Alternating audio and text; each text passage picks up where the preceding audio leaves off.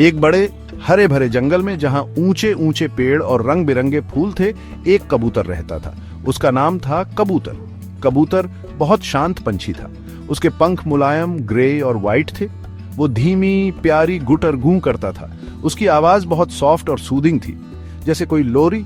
उसे सुबह सुबह की शांति बहुत पसंद थी। उसे सूरज को धीरे धीरे उगते देखना अच्छा लगता था। उसे ज्यादा शोर शराबा पसंद नहीं था। कबूतर एक सिंपल सा पंछी था जो जंगल में अपनी पीसफुल लाइफ से खुश था। उसी जंगल में एक तोता भी रहता था। उसका नाम था मिट्ठू। मिट्ठू कबूतर से काफी अलग था। वो बहुत बातूनी पंछी था। उसके पंख एकदम ब्रिलियंट ग्रीन थे, जैसे ताजे पत्ते। उसकी चोंच ब्राइट रेड और मुड़ी हुई थी। मिट्ठू सुबह से शाम तक बातें करता रहता था। उसे हर किसी से बात करना बहुत पसंद था। वो दूसरे जानवरों की आवाज की मिमिक्री करता था। वो जोर जोर से खुश होकर गाने गाता था। उसकी चीरफुल और कभी कभी बहुत लाउड आवाज हवा में गूंजती थी। मिट्ठू के आसपास लाइफ कभी डल नहीं होती थी। कबूतर और मिट्ठू बहुत अच्छे दोस्त थे। वो बड़े जंगल में एक दूसरे के पास रहते थे। शायद ये अजीब था कि इतने अलग अलग पंछी दोस्त थे।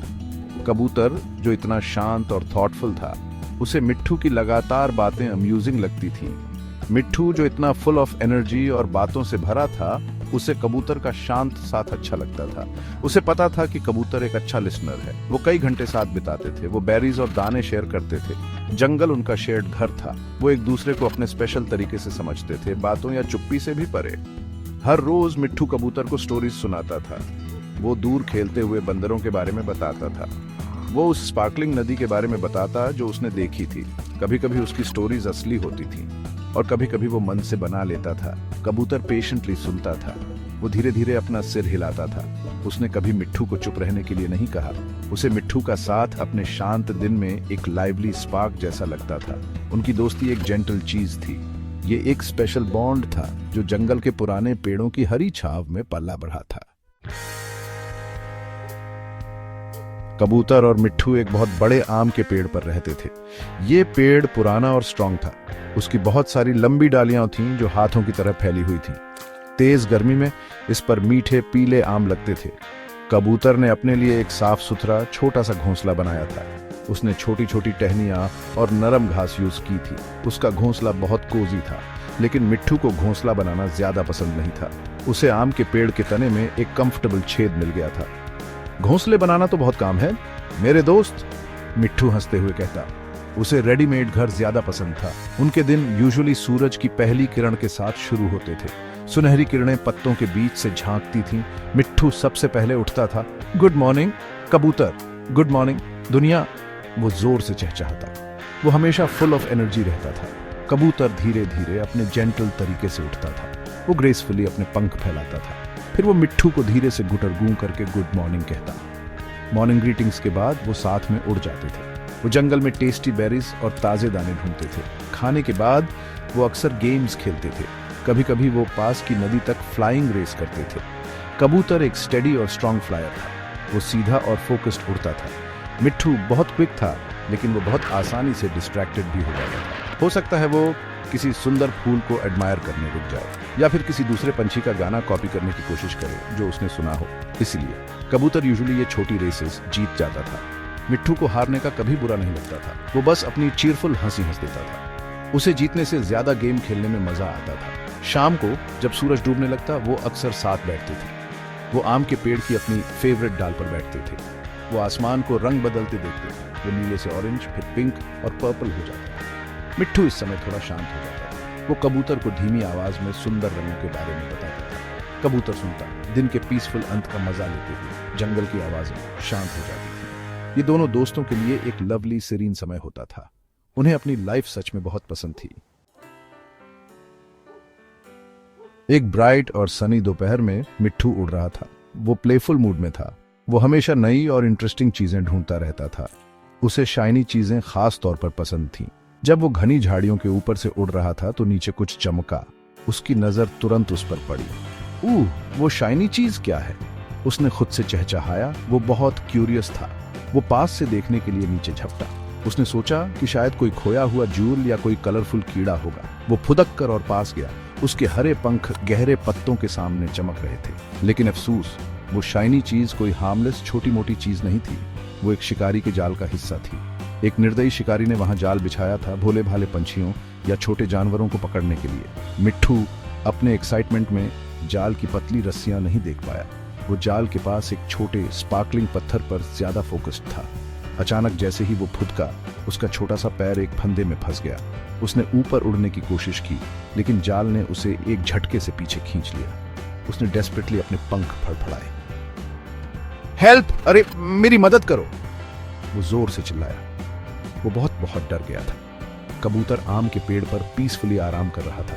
वो दोपहर की गर्मी का मजा ले रहा था। उसने मिट्ठू की चीखें सुनी। ये मिट्ठू की यूजुअल खुश वाली बातें नहीं थी, ये पैनिक और डर की तीखी चीखें थी।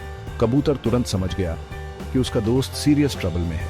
एक पल भी बिना सोचे कबूतर तेजी से आवाज की तरफ उड़ा। चिंता से उसका दिल तेजी से धड़क रहा था। जल्द ही उसने एक भयानक नजारा देखा। मिट्ठू एक मजबूत निर्दयी जाल में फंसा हुआ था। वो बहुत स्ट्रगल कर रहा था, लेकिन जाल ने उसे कसकर पकड़ रखा था। मिट्ठू बहुत डरा हुआ लग रहा था। मिट्ठू बहुत बुरी तरह फंस गया था। वो जितना ज्यादा स्ट्रगल करता, जाल उसके छोटे से शरीर पर और कसता जाता। कबूतर मेरे दोस्त, प्लीज मेरी मदद करो, वो चीखा। उसकी आवाज कांप रही थी। उसके चमकीले हरे पंख सब इधर उधर बिखरे हुए थे। मदद के लिए चिल्लाते हुए उसकी लाल चोंच पूरी खुली हुई थी। अपने प्यारे दोस्त को इतनी तकलीफ में देखकर कबूतर को बहुत दुख और हेल्पलेसनेस महसूस हुई। उसे पता था कि उसे बहुत जल्दी कुछ करना होगा, लेकिन जाल बहुत मजबूत था। कबूतर जानता था कि उसकी अपनी ताकत उसे तोड़ने के लिए काफी नहीं है। कबूतर ने आसपास देखा। उसके शांत नेचर ने उसके डर पर काबू पा लिया। उसे पता था कि उसे क्लियरली सोचना होगा। वो अपनी चोंच या पंजों से जाल को नहीं तोड़ सकता था। वो उसके लिए उतना स्ट्रांग नहीं था। फिर उसे एक दयालु किसान याद आया। वो किसान जंगल के किनारे एक छोटी सी झोपड़ी में रहता था। ये किसान एक अच्छा आदमी था। वो अक्सर पंछियों के लिए दाना और पानी रख देता था, खासकर सूखे मौसम में। कबूतर ने डिसाइड किया कि इस किसान से मदद मांगना ही मिट्ठू का ओनली चांस है। उसे ट्राई करना ही था। नए डिटर्मिनेशन के साथ कबूतर जितनी तेज उड़ सकता था उतनी तेज उड़ा। उसने पावरफुल स्ट्रोक्स से हवा को काटा। वो ऊंचे पेड़ों के ऊपर से और हरे खेतों के पार उड़ा। वो आराम करने के लिए नहीं रुका। फाइनली वो किसान की छोटी सी झोपड़ी तक पहुंचा। किसान बाहर बैठा मछली पकड़ने का जाल ठीक कर रहा था। कबूतर किसान के पैरों के पास उतरा। उसने जोर जोर से और लगातार गुटर गूं की। उसने घबराहट में अपने पंख फड़फड़ाए। फिर वो थोड़ी दूर जंगल की तरफ उड़ा, पीछे मुड़कर देखा और फिर से गुटर गूं की, किसान को समझाने की कोशिश करते हुए। किसान एक बूढ़ा और समझदार आदमी था। वो कई सालों से जंगल के पास रहता था। वो जानवरों और पंछियों के तौर तरीके समझता था। उसने कबूतर की परेशानी देखी। उसने नोटिस किया कि पंछी कैसे बार बार जंगल की तरफ उड़कर वापस आ रहा था। क्या बात है छोटे पंछी? किसान ने नरम आवाज में पूछा। क्या तुम मुझे कुछ इंपॉर्टेंट दिखाना चाह रहे हो? कबूतर और जोर से गुटर गूं करने लगा और फिर जंगल के रास्ते की तरफ उड़ा। किसान पंछी की अर्जेंसी पर भरोसा करके खड़ा हुआ और पीछे जाने का फैसला किया। कबूतर उसे सीधा वहां ले गया जहां बेचारा मिट्ठू फंसा हुआ रो रहा था। किसान ने जाल और डरे हुए तोते को देखा। उसने केयरफुली और जेंटली मिट्ठू को उन निर्दयी रस्सियों से छुड़ाना शुरू किया। मिट्ठू बहुत थका हुआ और कमजोर था, लेकिन जल्द ही वो आजाद हो गया। ओह थैंक यू दयालु साहब, थैंक यू, मिट्ठू चहचहाया। उसकी आवाज में राहत थी। फिर वो कबूतर की तरफ मुड़ा। उसकी आंखें चमक रही थीं। कबूतर मेरे प्यारे दोस्त, तुमने मेरी जान बचाई। सच्चा दोस्त वही होता है जो मुश्किल वक्त में मदद करे। कबूतर ने धीरे से गुटर गूं की। वो खुश और रिलीव्ड था। फिर दोनों दोस्त एक साथ विशाल नीले आसमान में उड़ गए। उन्होंने खुशी से चक्कर लगाए, अपनी आजादी और अपनी दोस्ती के अटूट बंधन का जश्न मनाते हुए।